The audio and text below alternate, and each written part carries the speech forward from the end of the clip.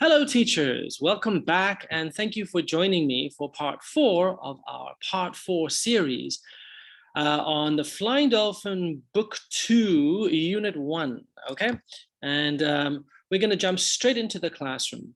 Now, this is part 4. Our students should be quite familiar with the vocabulary, and they should be quite good with the grammar points that we are using in this particular unit. So what I'm going to do is I'm just going to jump straight into the sentence pattern over here, or the grammar pattern, I should say, and demonstrative and those are, okay? And then what I'm going to do is I'm going to throw the flashcards up. So I'm going to say, all right, boys and girls, follow me. Those are raccoons. Good job. Boys and girls, follow me. Those are. And then the kids will say, those are dolphins.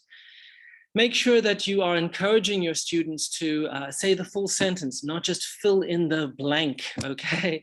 The whole point is for them to say the full sentences. Now you can go from the class to the small group. So, all right, team number 3, what's this one? And then team number 3 says, those are capybaras. Good job. Team number 1, what's this one? Those are donkeys. That's good job, team 1. And now you can go to the individual. All right, Sally, what's this one? Teacher, those are rabbits. Good job, Sally.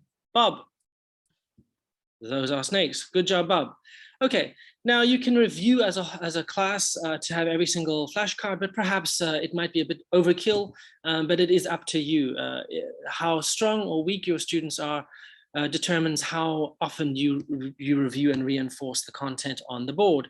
Okay, now I'm going to spread these flashcards out a little bit because I want to introduce a new activity for the students. Now, if I introduce the negative form of the sentence, okay, I need to juxtapose it, or I need to contrast it against the positive form of the sentence. So for example, those are, and I really want to impress, I really want to push this on our students' thinking.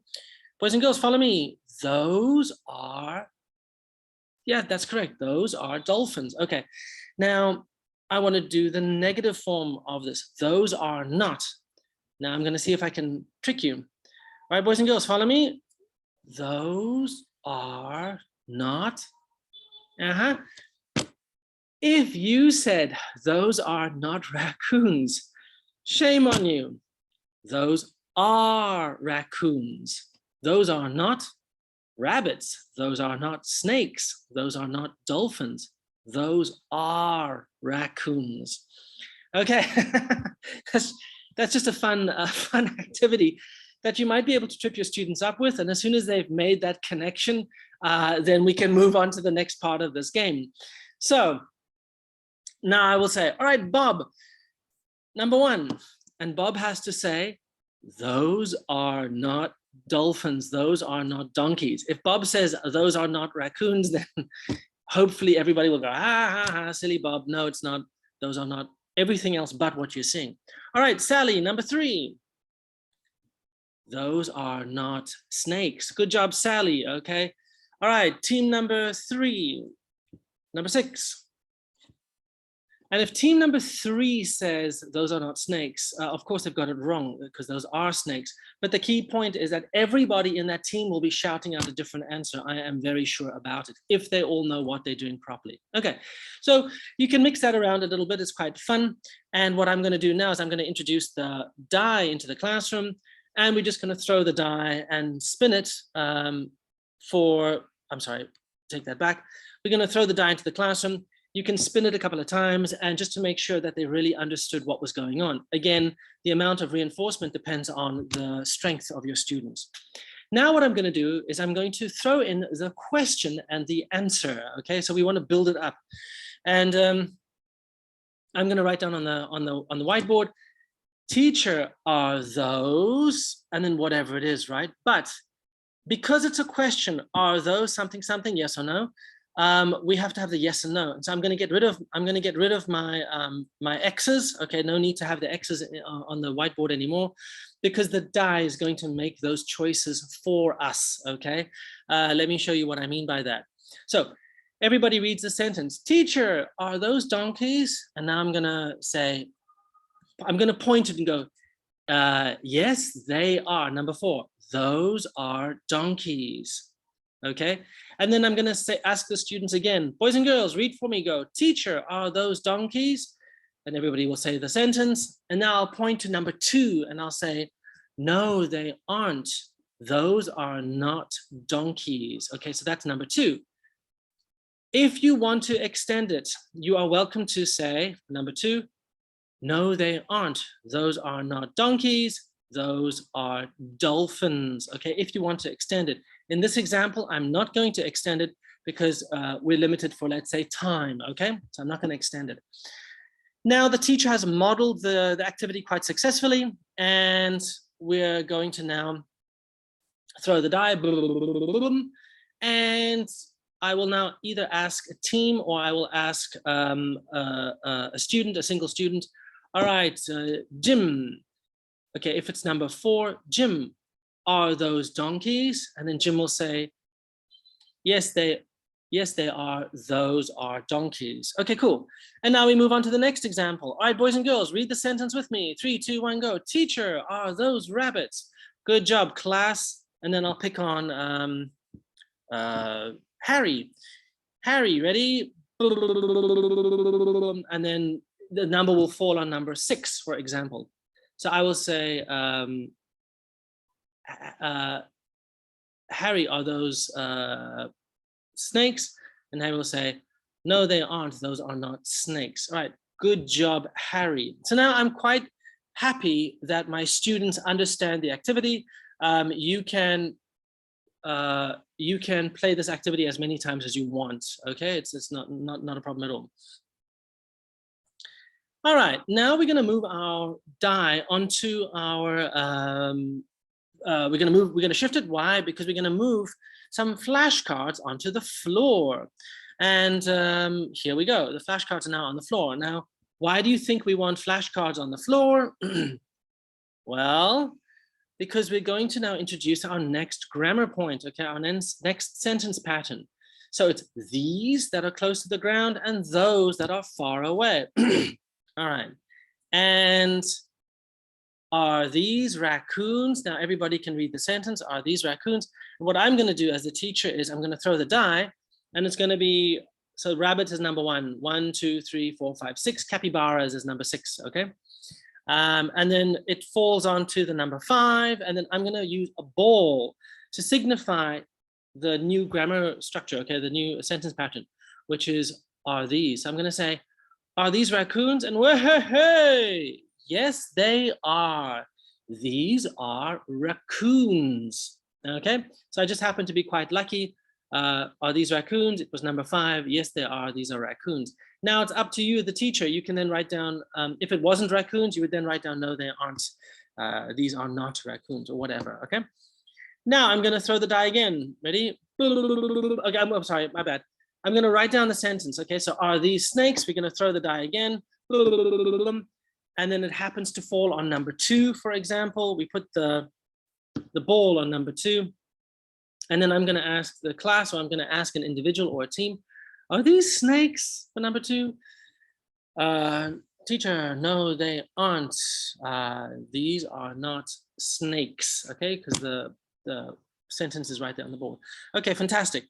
Now I'm going to do it one more time, or as many times as you need to do it, just to make sure that the students understand the sentence pattern. And okay, it just happens to be number 1. Are these donkeys? No, they aren't. These are not donkeys. What are they? They are rabbits. Okay, again, you're going to do it as many times as needed. All right, now we're going to put our tool back onto the table. I'm going to put the die back onto the table. And now what I'm going to do is I'm going to flip the cards. Okay, this is a different activity now. And I have done sufficient modeling as far as I can tell with my students in the classroom. And I'm going to flip the cards because we're now going to move on to our next activity. Now, as I'm flipping the cards in my classroom, I can say to Sally, Sally, are those snakes? And Sally says, yes, teacher. Yes, they are. Those are snakes. If I want to reinforce it, okay, or if I want to bring my students into it, and then I can ask a group, team number 2, are these raccoons? Yes, they are. These are raccoons, says team number 2. Team number 4, are these dolphins? No, they aren't. These are not dolphins. Okay, so again, as you're setting up your classroom activity, you bring your students into the game. All right, now that all my cards are hidden, I hope that some of the students have forgotten what was behind them. If you find that your students are actually quite good, of course, what you need to do is you need to shuffle those cards around and then you play the activity. So the idea behind this is a guessing game.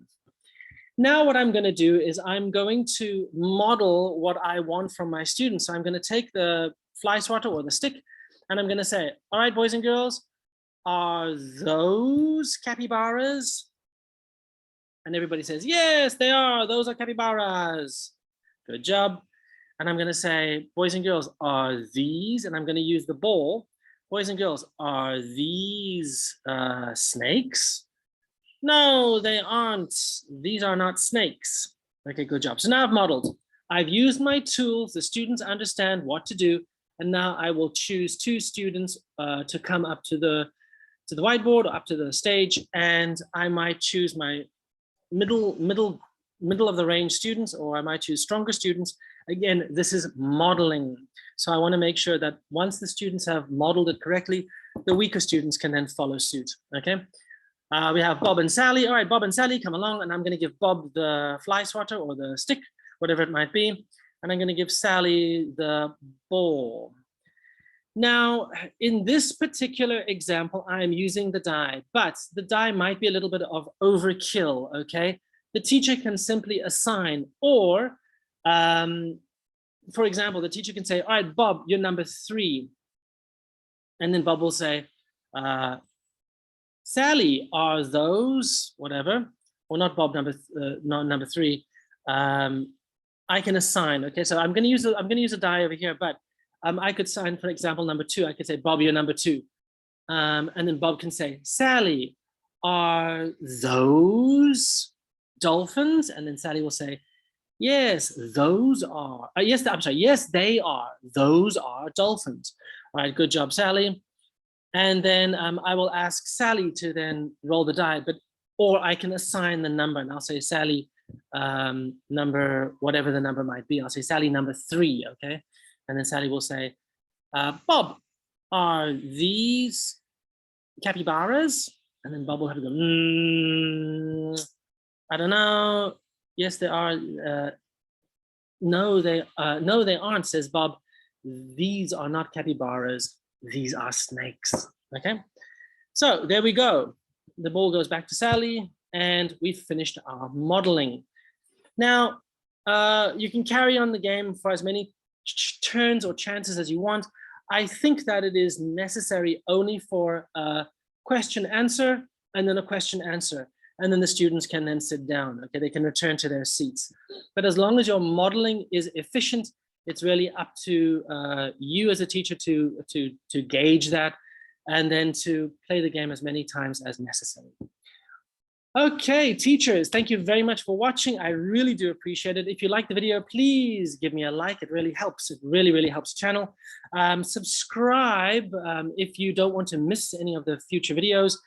If you found this video that it wasn't quite for you, please do share it with one of your teacher friends that might find it useful. We've got a lot of new teachers coming in all the time, and that would be really useful for them, I am sure. And if you do subscribe, well, we have weekly content, so there will always be something for everybody on this channel. Thank you very much, and I hope to see you in the next video. Take care and bye-bye.